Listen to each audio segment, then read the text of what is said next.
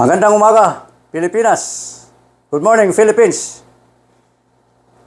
Welcome po sa isa na namang presentation ng ating channel, Alliance for Good Governance o Alyansa para sa Mabuting Panggobyerno. Ang talakayin natin sa araw na ito ay ang ikatlong episode ng topic pa rin the Barakatan Agrarian Reform Experience. Ang pamagat po ng ating episode ay ang ganda ng decision ni Secretary. Ang decision po ni Secretary ay hinggil sa appeal sa kaso Area 21 na inihain ng mga heredero ni Don Juan de la Cruz sa resolution ng DAR Regional Director ng Regional Office number 11. Kung matatandaan po ninyo, ang kaso Area 21 involves the homestead land of Don Juan. Dinesisyonan po ng DAR Secretary ang appeal ng mga heredero ni Don Juan noong February 21, 2007. As the title of our episode suggests, maganda po ang naging decision ng DAR Secretary para sa mga agrarian reform farmers. Ito po ang desisyon ni Secretary. Sinimula ni Secretary ang kanyang decision by quoting the pertinent portion of Section 6 of the Comprehensive Agrarian Reform Law. Ito po ang relevant portion ng Section 6. Relevant sa apelasyon, sa appeal ng mga heredero ni Don Juan. Ito po, basahin ko po.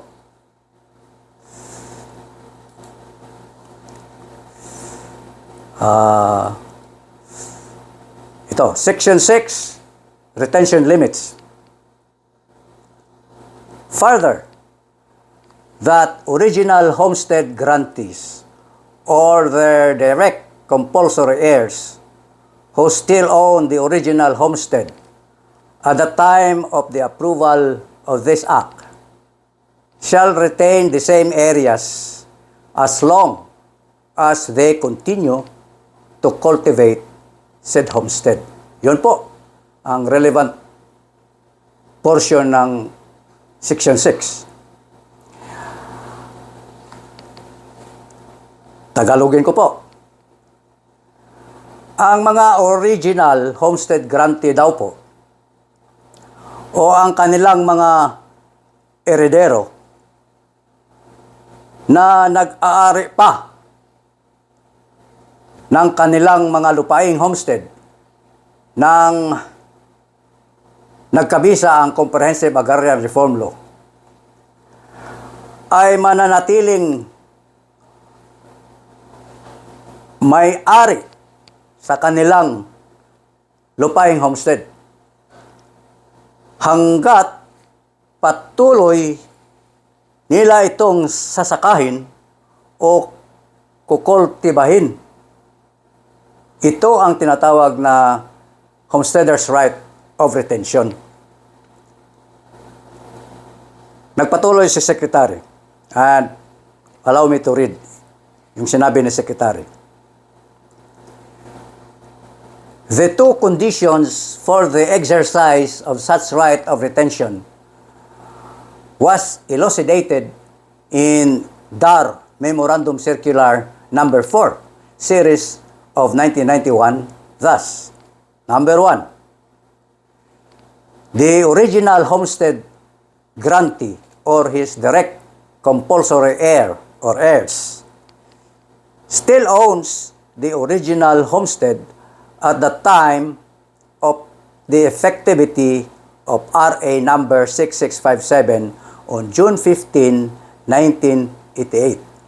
Yan po ang condition number 1. Condition number 2. The original homestead grantee or his direct compulsory heir or heirs was cultivating the homestead as of June 15, 1988 and continues to cultivate the same.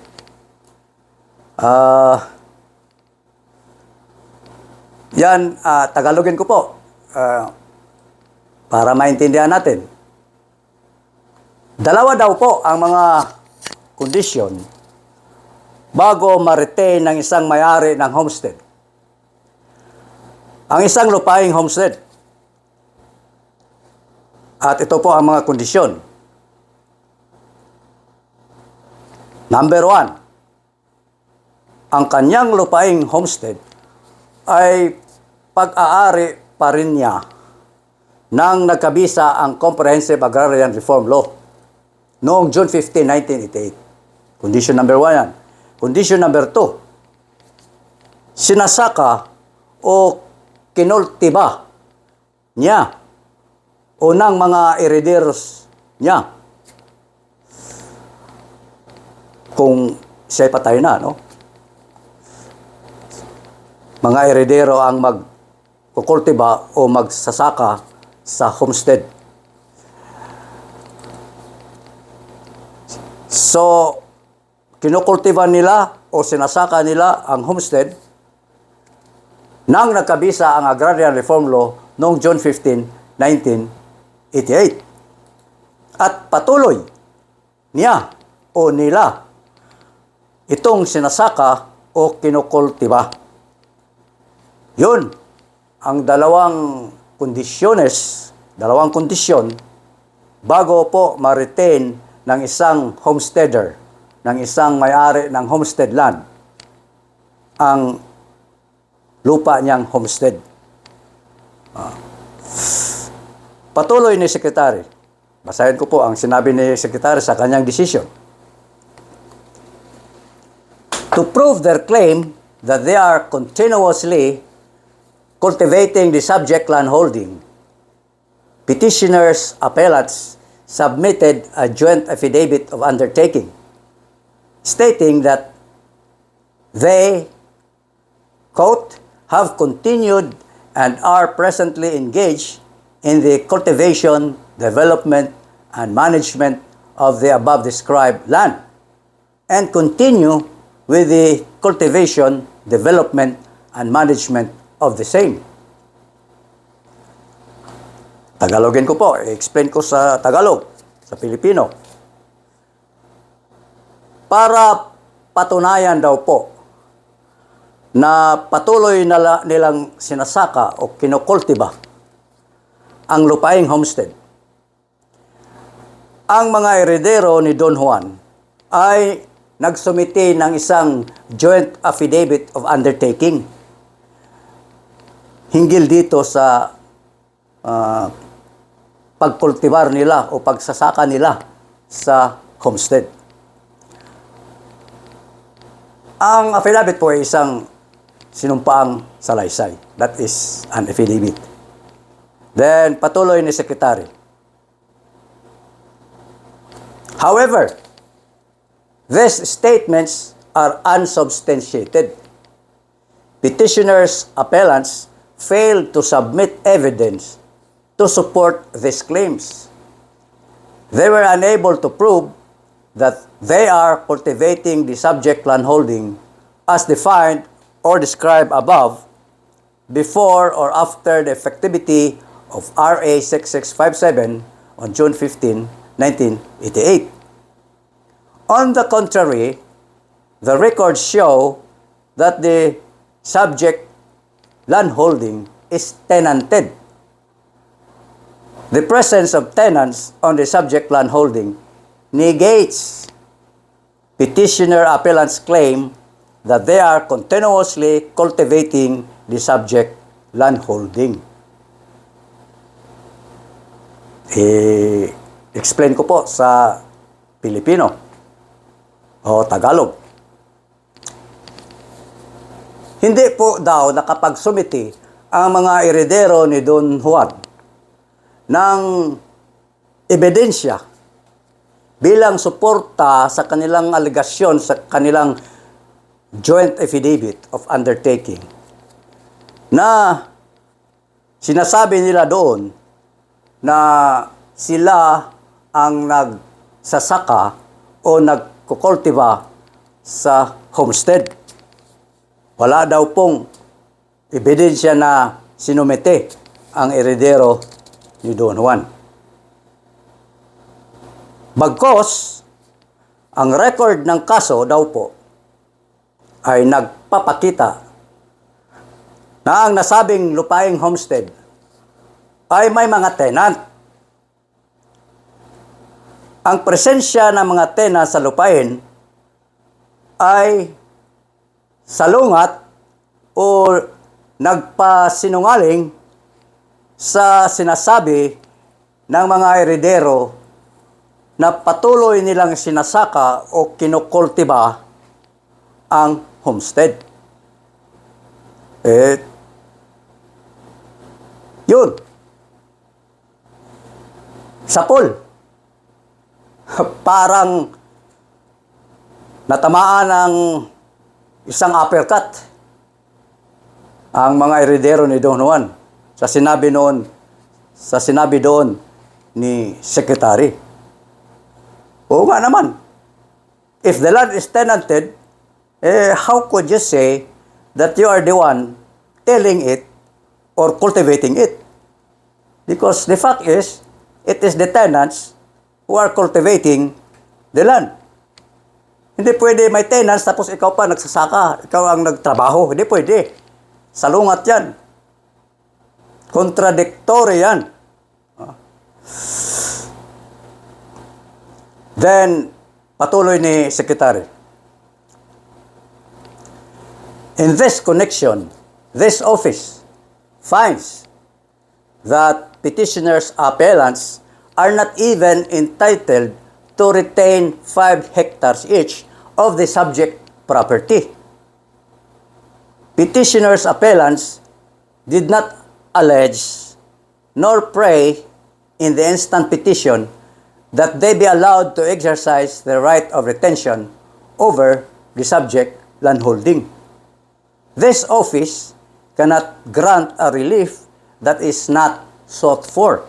Ayun, yun ang sabi ni Secretary. Hinggil daw po dito, sabi ni Secretary, ang mga eredero ni Don Juan ay walang karapatan na magkaroon ng retention area na kahit 5 hektarya man lamang.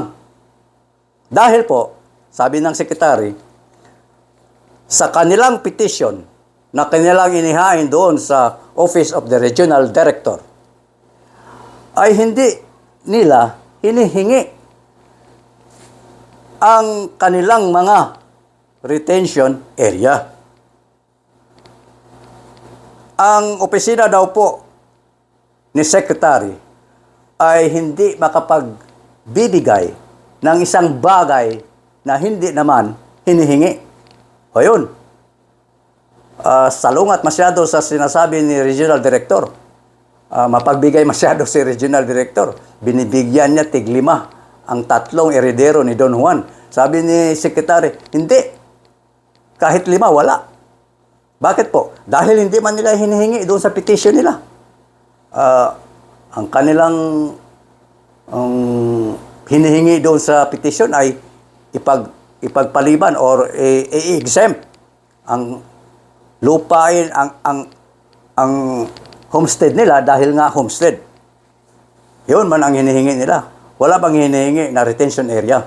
Kaya walang retention area kahit 5 hektarya. Sabi ni Secretary.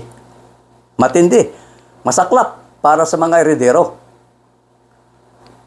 At ito na ang hatol ni Secretary. Itong tinatawag na dispositive portion, yung pagsintensya, paghatol.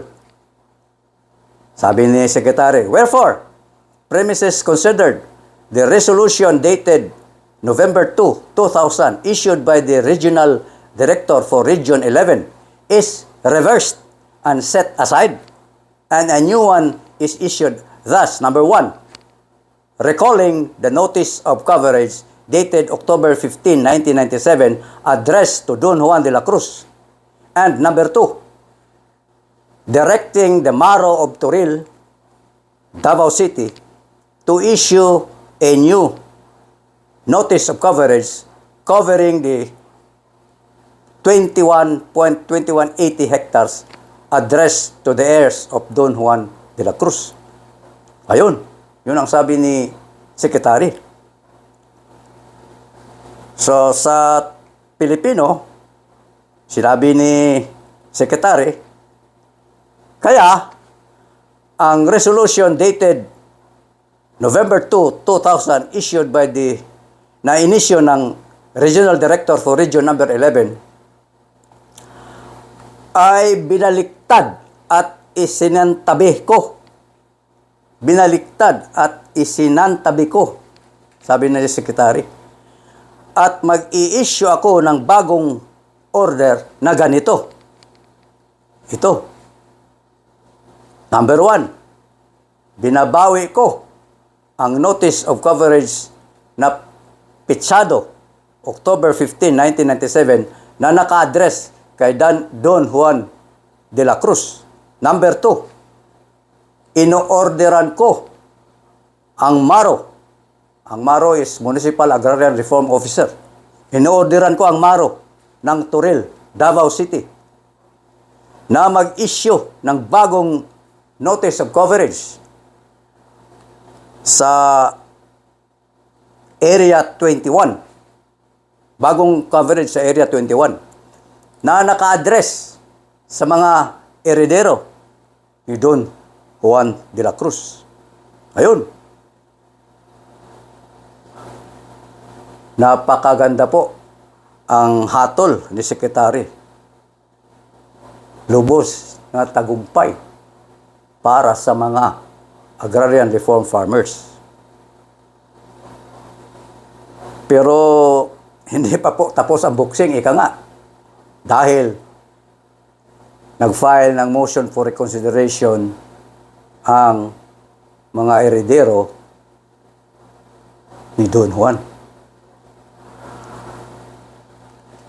Yan po ang talakayin natin sa susunod na episode. Anong nangyari doon sa motion for reconsideration na inihain ng mga heredero ni Don Juan. Abangan po. Bago po tayo hiwa-hiwalay mga kababayan, tuunan po natin ang isang seryosong issue ng governance. Issue na panggobyerno sa kaso Area 21. Kung matatandaan po ninyo, ang petition ng mga leasehold tenants ay inihain, final, noong May 1989. Lumabas po ang order ng Regional Director ng Regional Office number 11 bilang tugon doon sa petisyon. Naglabas po siya ng order noong November 2, 2000 lamang. It took him 11 years to act on the petition. Umapila po ang mga heredero ni Don Juan sa Office of the DAR Secretary. It took the DAR Secretary 7 years to act on the appeal. Bakit ganon katagal inaksyonan ng DAR Regional Director at ng DAR Secretary ang mga bagay na inendorso sa kanilang opisina. Bakit ganun katagal? 11 years? 7 years? The delay on the part of the regional director and the DAR secretary in taking action on the petition endorsed to the respective offices speaks volumes of how our justice system works. Masakla po.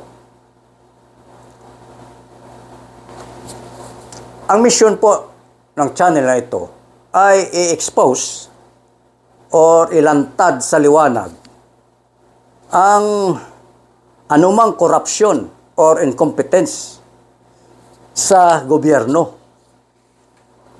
so that we will have good governance as a result. Sa tingin ko po, mabagal ang pag-aksyon ng regional director at DAR secretary sa mga bagay na dapat nilang aksyonan dito sa kaso Area 21. Yan lang po sa ngayon. Magandang umaga, Pilipinas. Good morning, Philippines.